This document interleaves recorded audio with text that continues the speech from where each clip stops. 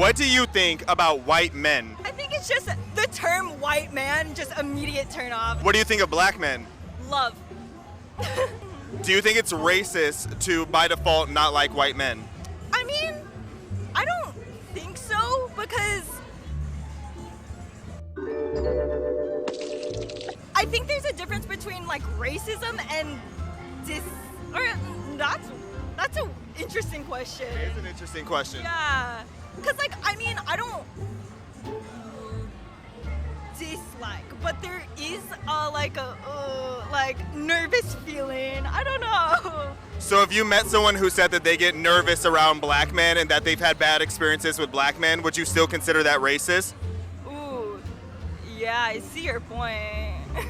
So to me, there's nothing wrong with having preferences or opinions, but I just don't think that she actually has any thoughts on white people as much as she has talking points on what she thinks is acceptable. Because not only does she have negative thoughts on white people, she actually has very low expectations of black people as well. Look how gleefully she slams white people to the interviewer, just automatically assuming that he's also a racist by default. And the moment he gives her the slightest amount of pushback, she starts trying to bend over backwards for him. Because at some level, I think she's actually afraid to disagree with him. And even the TikTok comments noticed too how it actually struck fear in her, with everyone else piling on that some people just don't think for themselves, just randomly repeating whatever keeps them socially safe. I really think that's what this comes down to. This generation of young people are being programmed to be afraid of having actual personal values and convictions. So why risk being socially outcast when it's easier just to repeat whatever talking points that are popular with the algorithms? Just look at this literal NPC interaction on TikTok. And poverty is exponentially reducing every year.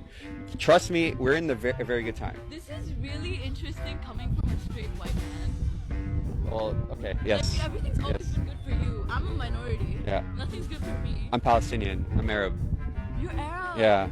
This doesn't look like an actual conversation anyone has ever had. She's like a social justice Buzz Lightyear doll, where the blue buttons are bigoted words for whites, the green is just to seem submissive so we can all be on the same team, and the red buttons just repeat those bigoted words about whites. Because it's just amazing how once you heard the girl from the first or the second video, you can predict nearly 100% of their other values that consume their personality in order. It's important to stay home to flatten the curve, except when it comes to BLM social justice issues. Then it went to get the shot because it's saving everybody, but not because we support the orange man because he's a Nazi, but you can support Ukraine because it's simply more convenient to just not acknowledge the Azov. Because why bother thinking critically when social media can do that for you? And somehow noticing the brain decay of this generation is worse than actually decaying the brains of this generation, as the dinosaur media is calling out the podcast trend of making girls look stupid online. Why is everyone so quick to jump on someone platforming people that just want to share their opinion? If you think it's the man's fault for letting women talk, what is the alternative that you're suggesting? Because you're never going to stop people from eagerly exposing how badly the education system has slipped. What is your ideal salary? 100,000 and 2 million. 100,000 and 2 million. Okay, and Same you? thing. And what do you plan on doing to make 100,000 and 2 million? Okay, so definitely I want to be a bartender, but I want to be a bartender everywhere I go. So Malibu, Los Angeles, Vegas, all the other places. You know what I mean? And you? Stocks.